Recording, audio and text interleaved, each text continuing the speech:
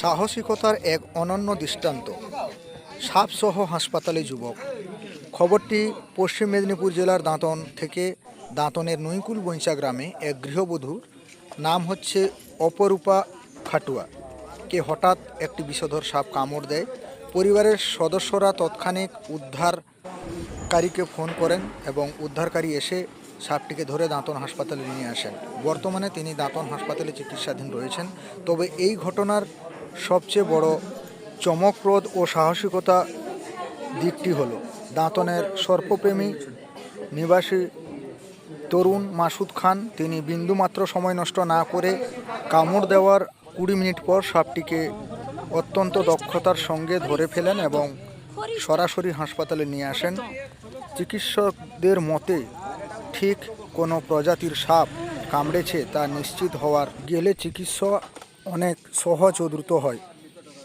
মাসুদ খানকে এই সময়ের উপযোগী ও সাহসী পদক্ষেপের ফলে চিকিৎসকদের পক্ষে ঠিক চিকিৎসা দেওয়া অনেক সহজ হয়েছে।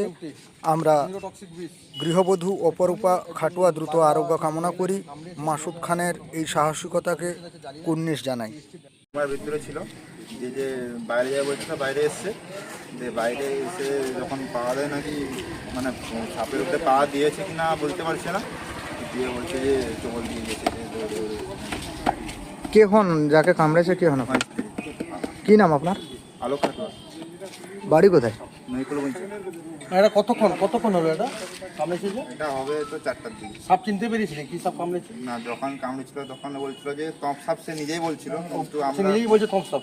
সে সাপ চিনতে, তাহলে সে সাপ চিনতে জানে, সে সাপ চিনে নিয়েছে। তপ সাপ বলছে যে, তারপরে যখন এখানে এসে বলছে যে বিষ এরকম দিয়ে সে নিজে বলছে যে ঝামনাও হতে পারে, এরকম বলছে। নিজে বলছে অ্যাকচুয়ালি এটা হচ্ছে মনোক্লেট কোবরা, যাকে বলা হয় স্পিটিং কোবরা। তো এ সাপের নিউরোটক্সিক বিষ আছে। তো এখন পর্যন্ত সিমটম তো বোঝা যাচ্ছে না। ব্লাড টেস্ট করেও দেখা গেছে যে ব্লাডে তার এখনও পাওয়া যায়নি। আর অ্যাকচুয়ালি এতে ব্লাড টেস্টে পাওয়া খুব মুশকিলের ব্যাপার। 8 ঘন্টা 45 মিনিট পরে সিমটম আস্তে আস্তে হয়তো বোঝা যেতে পারে। এই জন্য ডাক্তারবাবুরা ভালো ট্রিটমেন্ট করছেন, এখন পর্যন্ত তাকে ভালো চালিয়ে রেখেছেন। তো লাস্ট পর্যন্ত আমরা দেখছি কী হয়, নাহলে তাকে বাইরে আমরা নিয়ে চলে যাব।